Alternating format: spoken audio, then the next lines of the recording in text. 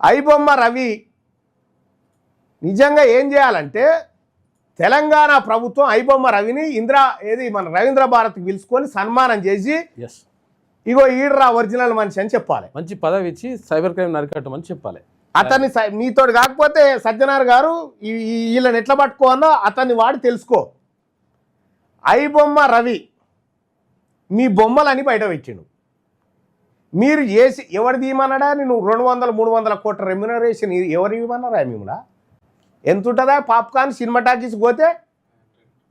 ఎంతనా పాప్కార్న్ ధర cinema talkies పోతే? 200-300 800-500 ఎవనియా సినిమా టాకీసులు? ఈ నలుగురు కాదా? ఒకడు అంటాడు ఐబొమ్మ రవిని ఎన్కౌంటర్ చేయాలంటే ఎన్కౌంటర్ చేయాల్సి మొదలు పెడితే ఫస్ట్ మీ కాడికి ఏం చేసుకురావాలి? నీళ్ళ బాటిల్ 150 నీళ్ళ బాటలు సమోసా 100 రూపాయలు ఉంటుంది. ఏం దోపిడి రాబాయి ఇది? టికెట్ 10,000. నిజంగా ఐబొమ్మ రవి ఈ తరం యువతకు హీరోనే, ఒరిజినల్ హీరో. నీకు దమ్ముంటే సజ్జనార్ గారు ఒక పని ఎట్టెట్లా పట్టుకునో ఏ స్టెప్లు వేసినో చెప్పు చూద్దాం. నువ్వు చెప్పలేవు, ఎందుకంటే పుత్తపుణ్యానికి అలా భార్య పట్టించింది కాబట్టి మీరు ఆడ ఏతులు కొడతా ఉన్నారు. కానీ లేకపోతే మీతోటి ఏడవుతుంది పట్టుకునుడు. అతను చాలా వెరీ టాలెంటెడ్. ఐబొమ్మ రవికి సంపూర్ణమైన మద్దతు ఇస్తున్నా నేను, సంపూర్ణమైన మద్దతు. ఎందుకంటే పుణ్యానికి సినిమాలు చూపెట్టిండా?